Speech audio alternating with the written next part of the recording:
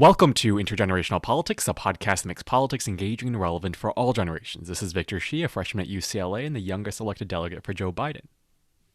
And I'm Jill Wine-Banks, the co-host of this show, and also an MSNBC legal analyst and the author of The Watergate Girl. Today, we have a terrific guest, someone who was one of the impeachment managers during the second impeachment trial of Donald J. Trump. She is Congresswoman Stacey Plaskett. She became a star for her clear, concise, and compelling presentations. She represents the United States Virgin Islands in the House, where she has served for 4 terms. Currently, she sits on the influential House Ways and Means Committee, as well as the House Committee on the Budget. She previously served on the House Oversight and Reform Committee. And before coming to Congress, she was an assistant district attorney in the Bronx, giving her fantastic trial skills that were on full display in the trial. She also served in the Department of Justice as Senior Counsel under Deputy Attorney General Larry Thompson, and later under Deputy Attorney General James Comey, before he became Director of the FBI. Congresswoman Plaskett earned an undergraduate degree from Georgetown University and was one of Congressman Raskin's students while at AU Law School. Thank you so much for being with us today, Congresswoman Plaskett. Thanks for having me. Of course. Before I begin, I just want to let Jill have a moment to explain her pin, and then we'll get into the conversation after that. Well, this is, of course, in honor of Congresswoman Plaskett, and it is a phone booth that when you open the door reveals that the woman wearing a trench coat when it's closed is actually Superwoman. And I felt it was a good pin to wear for you today. So I hope you appreciate it. I'm also wearing a bracelet that is composed of Superwoman icons. So you are my group's Superwoman. You are an iconic figure to so many of us. So thank you so much for your incredible work long before I stepped onto the floor of the Senate in January. Thank you. Thank you. If I open doors, I'm thrilled. Yes, for sure. Well, Jill mentioned your standout performance during the second impeachment trial of Donald Trump and your background as a litigator. So I'd like to start off by asking you what the process was like to prepare for this particular trial, the second impeachment of Donald Trump, and kind of give us a sense of what it was like for you and the rest of the impeachment team to sort through the facts and the evidence from the January 6th insurrection. Well, of course, thank you so much for that. And I think that it's an opportunity for me to highlight the people that you don't see, right? You see the 9 impeachment managers, but there's an incredible team of staff that have dedicated their work and their professional life to working on Capitol Hill and to being members, individuals who support those members of Congress. So we had staff from the Judiciary Committee as well as the Oversight Committee.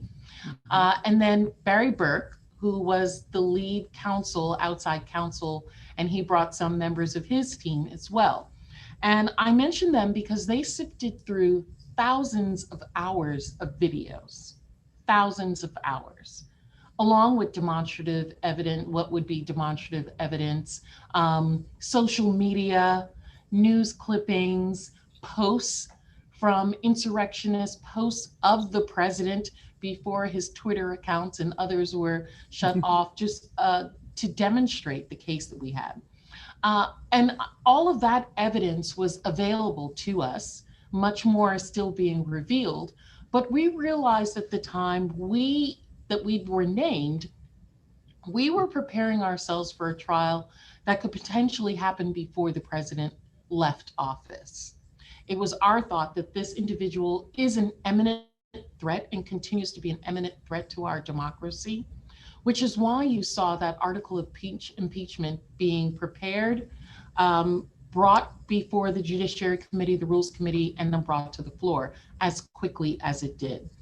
And because we were in COVID, there was so much Zoom hours spent with one another, where we would on a daily basis get together, usually twice a day, several hours a day each time, to go over initially our theory, things that we thought were important, not important, what we thought was the theory of the case, how it could be best demonstrated, what evidence we would like to have if it were available, and then the staff would go and try and find that, trying to figure out what in the universe of social media, available documents to us that we were able to prove, what could we do without hostile witnesses in proving this case, and act in many ways as you would an investigative group before you then move to the trial.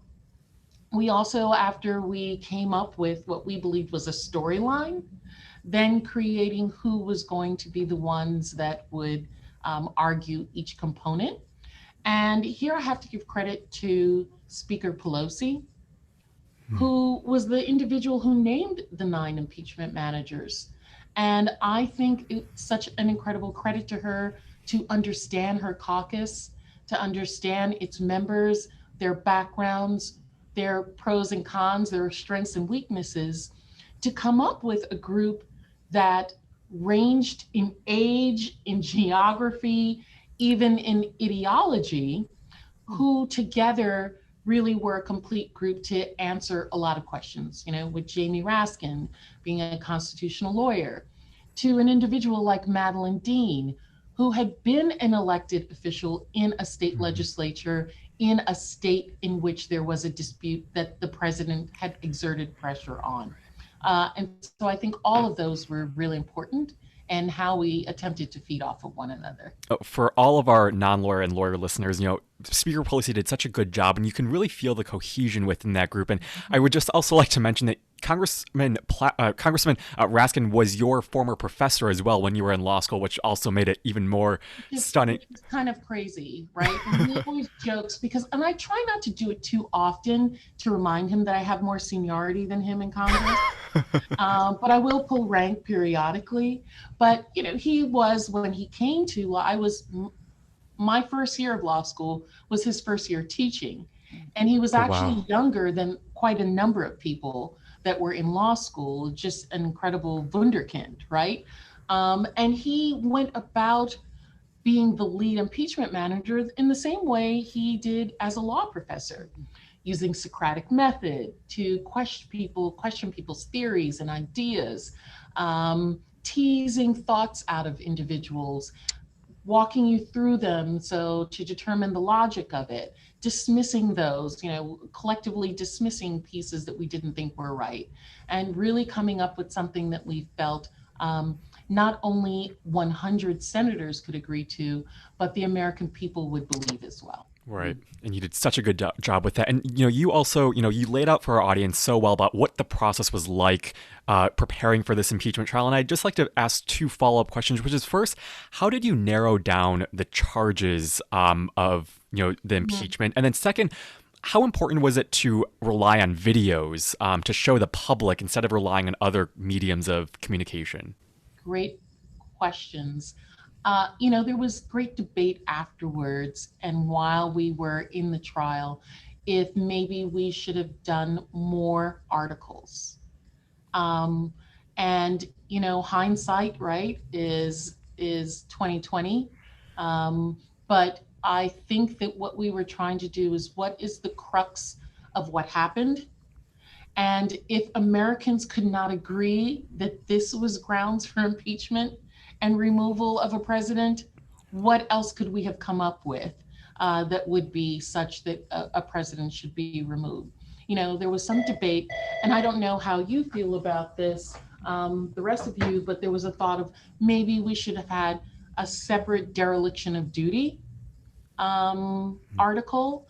We felt that encompassed in the first one, but there's good debate over that.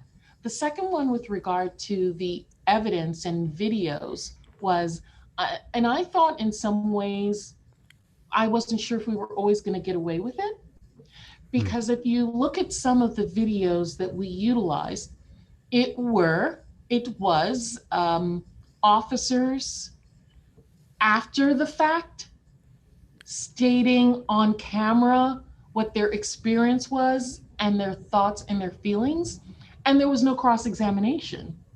And so in some ways we were putting witnesses on the stand by those videos and giving that information to the senators without defense counsel having had an opportunity to do a cross of them. And what a lot of people are unaware of is that in a Senate impeachment trial, there are not individuals called as witnesses in the traditional sense where someone comes in to the Senate chamber and they raise their hand and they are questioned right there. What would happen is we would probably fight for several months about what the witness list looked like. And then they would be videotaped in a deposition. The defense counsel would have an opportunity to as well videotape them in response. And then that video would be shown to the Senate, not an actual person. So we really felt that the videos were important, not only to show the incidents as they occurred at that time, but also trying to get in spontaneous utterances, impressions, thoughts of of people who were there at the time, which in many instances would probably be excluded as hearsay in a court of law. One of the most powerful things that happened during the second impeachment was you're walking the public through footage that neither the senators nor the public had ever seen before. Yeah. And that's despite the fact that we all saw, well, we saw it happening live. Before you presented, there was a lot of discussion that the evidence would be this never before seen footage. And of course, that raises, as a trial lawyer, for me, it's like, are you overpromising if it's never before seen? Expectations are high. You did live up to expectations. It clearly was new and powerful.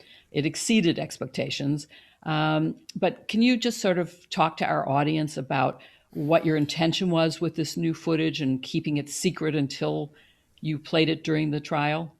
Well, if you recall, there was very little to almost no leaks during the time period of us being named and the actual trial, which is, on Capitol Hill in Washington, amazing in itself, right? And so as we were preparing, there were whole blocks that were removed, actually. And I can recall, and this will let you know the secret competitive nature of all of us in the group, that as we were preparing, sometimes you'd read through and you'd do the prep, and then the question would come up, does that really fit there? Should that go somewhere else? And in my portions, quite a bit was taken out and put other places. Mm-hmm. And I can recall coming home one evening and telling my husband, I'm just going to be a flop because all the really good, juicy stuff they took out and they put in other places. And he's like, oh, you're going to do fine. I'm like, I don't know. I always have stomach aches, before. I always feel really ill. But the notion of walking through the actual evidence was given to myself and Eric Swalwell, because we were the two who had dealt the most with evidence as prosecutors. So there was a belief that we had the skill sets to be able to still talk to a jury and use demonstrative evidence and be able to move back and forth between the two. Additionally, remember, we created that model. Yes. With the dots that we're following and trying to orient people to which dots meant which, and where it was while the video was going on was also something that we felt should go to people who were used to dealing with evidence also. You mentioned something interesting that reminds me, in terms of best kept secrets, Alexander Butterfield, who is the witness who told about the existence of a taping system in the Nixon White House, testified before the House Impeachment Committee on a Friday, and it was kept secret until Monday when he testified publicly. Wow. That is amazing. Yeah. I mean, Wow. from Friday to Monday, and that, of course, was like the most dramatic revelation. It changed the whole outcome. How many people were there when he said that? Well, it was all the staff who were asking questions. Some of the members themselves were there. I don't know exactly how many. And it was a harmless question that led to that revelation. He was asked, gee, this document looks like it could be a transcript of something. And he said, no, it's not. He said, and so then the next question was, well, was there a taping system? And it was spurred by a totally irrelevant document. And he said, yes. He had struggled himself with, what will I do if I'm asked a specific question? He had decided he would not volunteer the information, but if he was asked the right question, he would not lie. And so anyway, that's how it happened. But anyway. Thanks for that tidbit. Let's go back to your clips, because they were so well put together, and as you noted, you and Congressman Swalwell both have the skill set that trial lawyers have, which is storytelling. It's how you get a communication so that it will be understood and powerful. And both of you, of course, were able to do that. How did you choose the particular clips that you used to tell the story in this particular case? There were so much more. And originally, I would say that my first presentation was maybe twice the size. Oh, wow. And I think what we were really concerned with was overkill. And I particularly did not want to appear to be condescending or preaching to the senators. I felt that that was disrespectful. They were not only witnesses, but also victims. There was no doubt about what happened. And so I think we really tried to narrow it to the most impactful pieces. In the beginning, the story was that this was a president who wanted to retain power. And when the judiciary branch, pressure on elected officials in the states, and other avenues were closed off to him, he was willing to resort to violence and to an actual coup attempt of our government.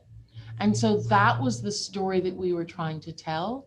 And we were just trying to get sufficient evidence to support that, to show that, and to make people believe, even though the standard is not beyond a reasonable doubt, that there would be no doubt in people's mind as to what had transpired. To me, what was one of the most impactful pieces of information when we were working on this was when I found out that the president himself had been engaged in the planning of the rally and had moved the permit from being a rally that was supposed to stay at the Ellipse to one that then allowed them to go to the Capitol, which to me showed a clear intent to have this mob come to the Capitol itself. They were supposed to originally stay, rally throughout the counting of the Electoral College at the Ellipse, and the permit precluded them from going to the Capitol originally. And so those were the kinds of things that we were trying to draw out. And the other one was, even in our language and our tone, we had this clear intent of using Republican phrases. Like, I had this constant redlining and discussion with Jamie Raskin about word usage. And I was like, you sound like a super blue Democrat. You need to learn how to speak. And since I was the only person who had been in a Republican administration, worked for Republican, they would always say, Stacey, you speak Republican, how does this sound? So using words like dereliction of duty, love of country, these were the kind of word usage that we felt would speak better to that they could understand more and could be triggered more than some of the words that are much more symbolic or symptomatic of a Democratic group. So you've now mentioned dereliction of duty twice. Mm-hmm. Once in the context of you considered it as a charge, and now Mm-hmm. as a way to communicate in Republican speak. Mm-hmm. And now that we have the latest from Vice President Pence, who clearly, I think, makes a case that there was dereliction of duty. Going in hindsight, what do you think? Well, we still don't have evidence that the dereliction of duty was by the president, which is what the Republicans will tell you. Mm-hmm. That yes, the Defense Department refused to heed the request of Vice President Pence, but was that their own doing, or did the president actually make the phone call and tell them not to do that? That's what a Republican will come back with you with regard to that amount.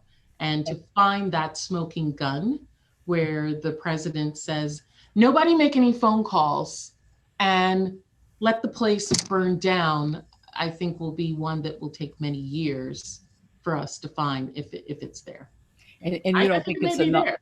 Do you think it's enough that the president certainly knew what was going on and failed to act? In the same way, I would say that the 3 police officers who were not Derek Chauvin, but the 3 other officers who were with him, did nothing to stop Officer Chauvin from doing what he was doing and actually assisted him.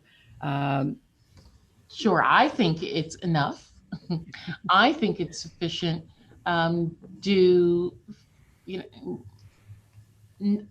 So here's what I was going to say. I was initially going to say, would 17 Republicans think that?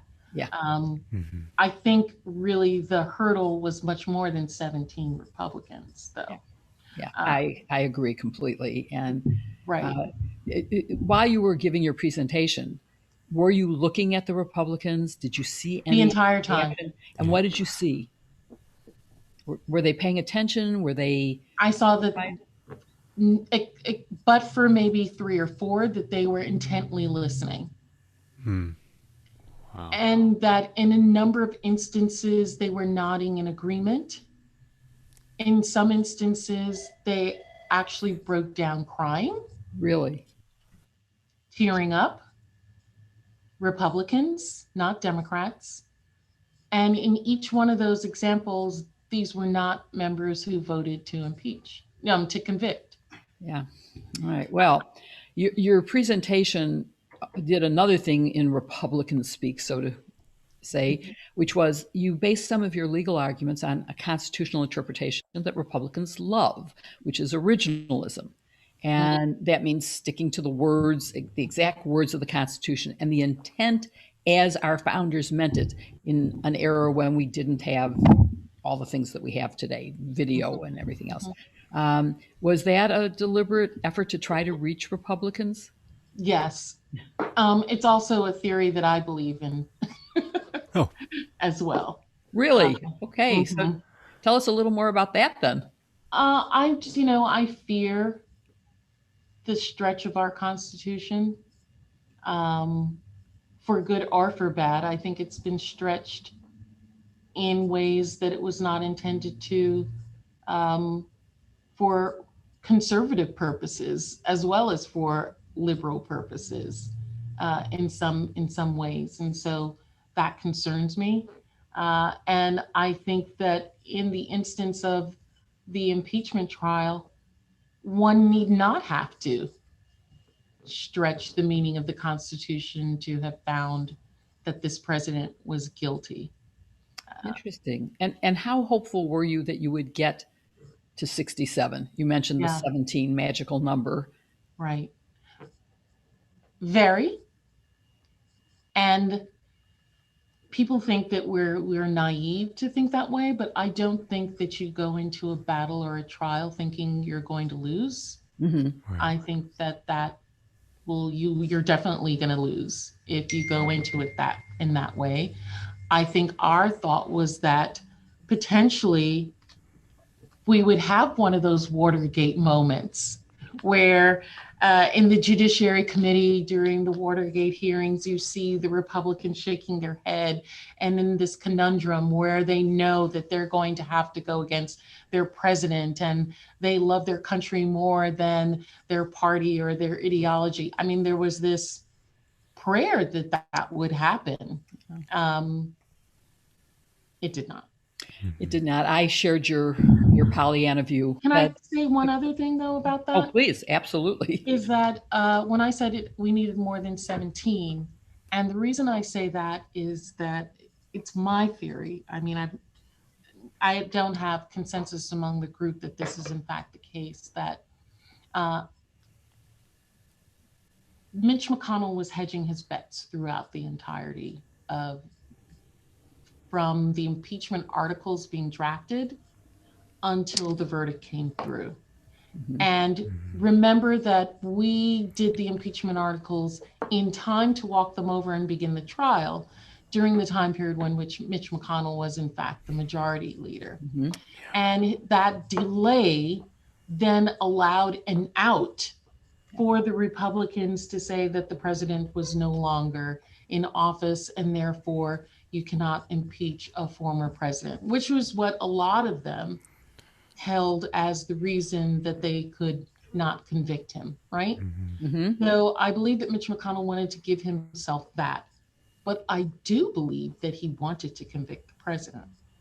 But I think that in whipping the votes, that is, in layman's terms, determining where everyone's vote was, he needed a majority of his caucus to support conviction, or else he could not remain the majority leader of the Republican caucus.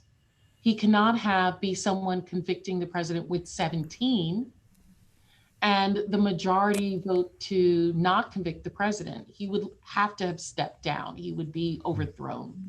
And it's my belief that his desire to remain majority leader was such that when he realized he would not get that overwhelming, get more than half, that the door was closed.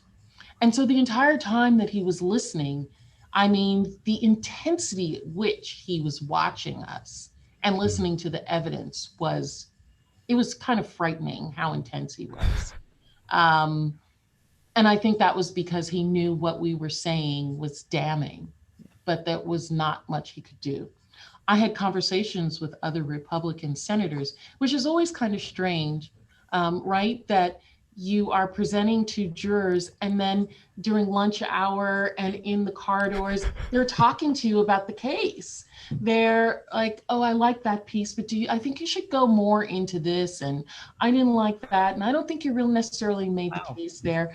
And I'm like, are you supposed to be talking to me?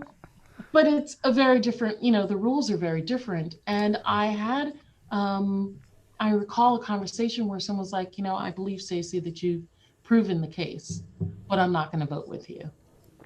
And I was like, oh, come on. Why don't you? I said, well, how about splitting the baby?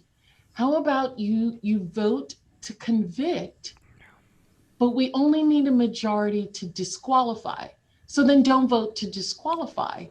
And he's like, yeah, that would be great, but you're not going to get 17. I've whipped the vote. So I would never be able to get to the disqualification portion.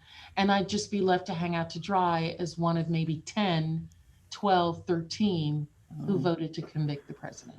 Obviously, the end result wasn't what you desired, but it appears that your efforts shifted public opinion because there was an uptick in support for finding former President Trump guilty and barring him from holding public office in the future. Do you think it was your presentation that shifted the public narrative? What do you think changed that shift and that uptick in support for that? I don't know. I think it was the totality of people seeing finally and putting evidence together that this was a pattern and practice, that this president cultivated these groups, knew what they were capable of, understood what their intent was in coming to Washington, what happened with Vice President Pence on the day of the event, seeing how close they were to assassinating the vice president, the Speaker of the House, the majority leader, and the president then tweeting during that time that he knows his vice president is in danger, to call attention to him, and the fact that he was obstructing Trump from getting his way. I think all of those in its totality probably is what did that. And I can just say, speaking on behalf of some of my peers and my friends, your presentation was so gripping and so compelling that I had so many people message me saying that we are so frightened just by watching that, especially that layout of the Capitol with the red dot kind of following along. That was so effective, and so many young people were like, this is frightening, and they really kind of found this interest in law when they otherwise wouldn't have. So definitely a great presentation. You definitely resonated with my generation, I believe. Law schools will owe me for all the uptick in applications. Yes, for sure. But what concerns me and Jill perhaps the most right now is that we're still seeing people who believe that the election is rigged and, was stolen from Trump by massive fraud and that Biden isn't president. And this goes back to something that Jill and I have talked so much on this podcast about, which is the complete denial of fact and reality from Republicans and their constituents. And I want to ask you, if people having heard and watched your impeachment trial and presentation continue believing that, how do you think we can ever reach Trump supporters, if that's even possible? Right. I'm concerned. I'm very concerned. I had a conversation with someone today about a scientist, an individual who's a scientist in Washington, who believes that that President Biden and Vice President Harris really are not in Washington, that there's no one in the White House, and that this is all, the government is being operated somewhere else. It was frightening. I was like, I was talking to her last week. She was talking about moving in to the vice president's residence. It's really very frightening. And so that information and misinformation and what is happening on social media is frightening to me. But what's also frightening is something that I talked about before the trial, that I'm seeing playing out is, how often people were saying, we should just let it go. It's over. It happened. He's not president anymore. Let's just move on. And I'm like, no, we have to hold people accountable. We have to have truth sayers. There needs to be, truth and reconciliation. You can't have reconciliation without the truth, without there being some justice involved here. And I think that the Senate letting him off the hook has allowed for this resurgence and the strength of the Jim Crow laws that we're seeing, where people are saying, oh no, there was election fraud and people stole the election, and that justifies us creating laws that are basically racist, that are keeping it's not just against African Americans and people of color, but poor people, right? People who don't have access to polling places, is making it more difficult. So it's class as well that are going to be cut off in our next election cycle.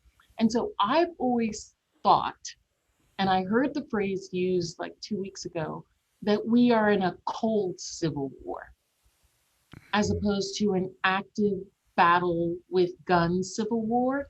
That in the same way we had a Cold War with Russia, America is now in a Cold War with itself, a civil war, which is a war of ideology and a war of the direction of this country, the browning and the globalization, and continuing to opening up this country, and others who want it to remain a certain way.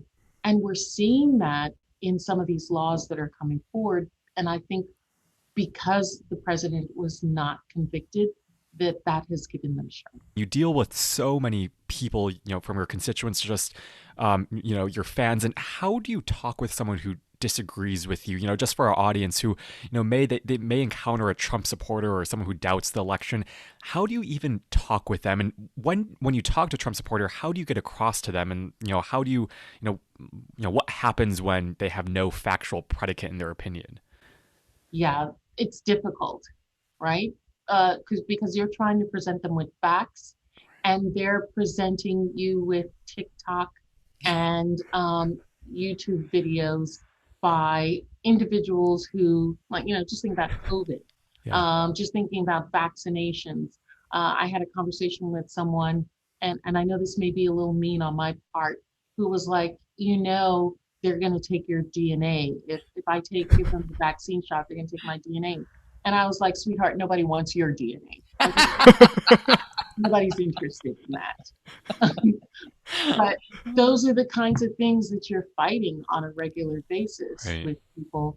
And so I try and gauge, is this person really trying to learn? Are they really open to ideas? Or is this someone who just wants to scream and preach at me and make that because my time is valuable? And there are so many people who don't have information who want to know that I could be spending my time with, as opposed to arguing with complete, utter ignorance that is unwilling to recognize that they're being ignorant. Yeah. That's one of the best answers I've heard for how to deal with this unbelievable situation. I want to go back to what we were talking about with Senator McConnell, who voted to acquit and minutes later issued a statement that was disturbing and simultaneously possibly hopeful. And I want to read a portion of it because to me it's so dramatic and captures the issue at hand.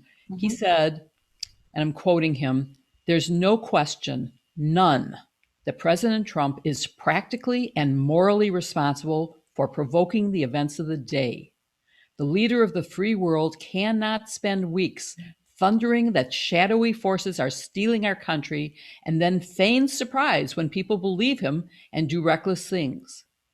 But then McConnell, of course, went on to say the Senate has no jurisdiction to impeach because he's no longer in office. And he, of course, was no longer in office because, as you noted, McConnell didn't let it go to trial while he was still in office.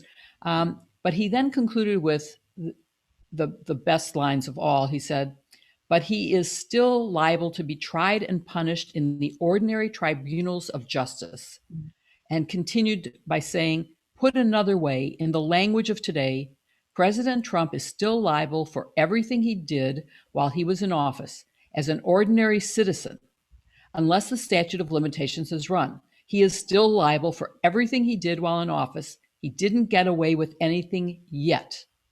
Yet, he repeated, "We have a criminal justice system in this country. We have civil litigation, and former presidents are not immune from being held accountable by either one." So what I want to ask based on that is, as we're watching, at least 29 civil suits have been filed. There are multiple investigations going in Georgia, in New York State, in Manhattan, in DC. I mean, we could start with either what you think of his procedural argument. Was that just total hokey nonsense? Was there any ground for it? And what do you think about holding the former president accountable in criminal and civil litigation? Well, I'm hopeful about some of these cases. Fulton County, as you talked about in Georgia with Fannie Willis. New York, of course, with the indomitable Tisha James going after just about anybody and everybody, from the NRA to Trump to whomever. It's just fantastic. But I think that some of those have real legs to them. District of Columbia going after him in civil court for inciting the riot and the damage and the destruction done. I think those are real cases, and I'm hopeful that and grateful for our Constitution that has given us 3 branches of government that has now allowed the judiciary to potentially go through its process of finding him liable for the things that they may have jurisdiction to call into question about. You know, they shut him down. Think about it, 66 cases brought before January 6th, lost all of them. Yeah. Some of them opinions written by the judges that he put on the bench. It's true, and there are so many. I mean, there's two different suits that were brought by members of Congress under the Ku Klux Klan Act. Right. The Capitol James Police, Thompson. yep, the NAACP and Benny Thompson, and then 10 others, and then Eric Swalwell filed his own. Capitol Police have sued, two of them, for the injuries that happened. So there's a ton of civil ones. The IRS has a huge case against him. But is there anything Congress can still do? Is there any way that he can be held accountable? Maybe the 14th Amendment barring him from future office? Yeah, you know, I believe that we have done our duty through the impeachment. And I believe that we've done our task. I think what will be very telling will be the 2022 election cycle, and see what our constituents, whether they be in the Senate or even in the House, whether they would agree with us or not on that. You know, I think that we have a tremendous agenda as members of Congress that we have to work on now. And I think our job now is to continue to try and heal our country and move us forward.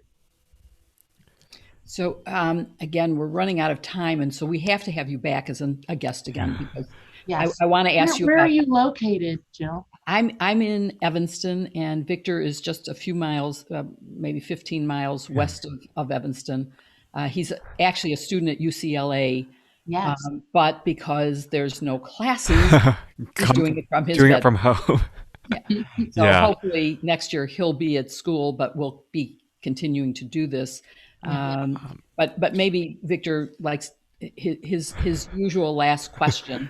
For just to make it completely intergenerational, you know, you have had such a phenomenal career spanning from the DOJ now as Congresswoman, and so many people and young people are inspired by people like you who dedicate their lives to public service and public leadership.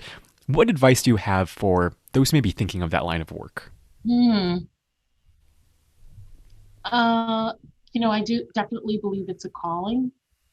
You know, when I talked about all those staffers that worked on this case as well, these are tremendous individuals who could be anywhere, right? Who could be making real money in other places, rather than, you know, having dedicated themselves to what they're doing. And so I think one has to have a calling for this, or one really should just take some time to experience it, even if it's not something that you end up doing for the rest of your life. While you can take risk when you're young, I think that it would behoove all of us to serve your country by being involved in public service for a number of years before you move on to something else. I think it gives you an appreciation for our government, for how it moves, how people are passionate about it. The advice that I would give people is, I'm not one to tell people that they should go to law school. I'm not one of those individuals. I think that as well is not something that you should do just when you don't know what you want to do with yourself, but it's something that you should do if you feel called to the law.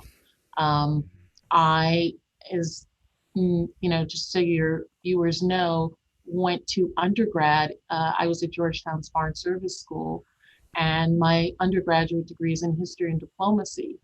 And it was the closest I could get to being an anthropologist. I wanted to be a cultural anthropologist. And my dad told me that that's for people with trust funds, not for working class children like ourselves.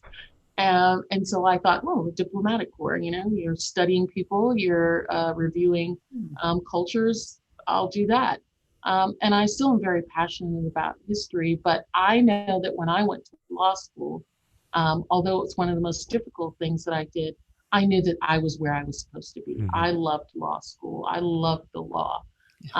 And I love my country. People talk about when you get the call from Nancy Pelosi, what did you think? First of all, I was floored, but I also felt like I was doing my duty to my country. Mm-hmm. And Jamie Raskin, even before that, sometimes I'd see him on the floor and he'd be like, we're saving the Republic. And people think that that's a trite, funny thing to say, but he really believes that. Mm-hmm. That is our job to fight for this republic, this country that we have. And I, just look at the three of us, right? This is multi-generations. We look different from each other. Our experiences are really different, but that's America. Yeah. And that's what makes America continually great. Over the summer during Black Lives Matter, I never want to apologize to our country, to Europe, because I believe they have issues that we'll never have. You cannot be a Frenchman, even if you're 3 generations in France and you're brown or you look like you, Victor. You're not a Frenchman, but you come to America and you're an American. Once you raise your hand and you pledge allegiance to this country. And I think that's what allows us to be innovators in ways that other countries cannot. That's what allows us to get as many gold medals as we do in our Olympics and be the great country that we are. And I think it's important for young people to experience that greatness by service. That's what makes America dynamic, is our willingness to serve and to support our country in any way you are passionate about. Well, look no further than Congresswoman Plaskett for that. We want to thank you so much for spending some time with us today. And, this was such a delight. And we definitely need to have you back in the future because this was wonderful. Thank you. And Victor, when you're in D.C., you got to come by our office and spend some time with us. For sure. I will definitely do that. Thanks so much. Take care. Thanks so much. Bye. This was fabulous. Thank you. Thank you. Thank you.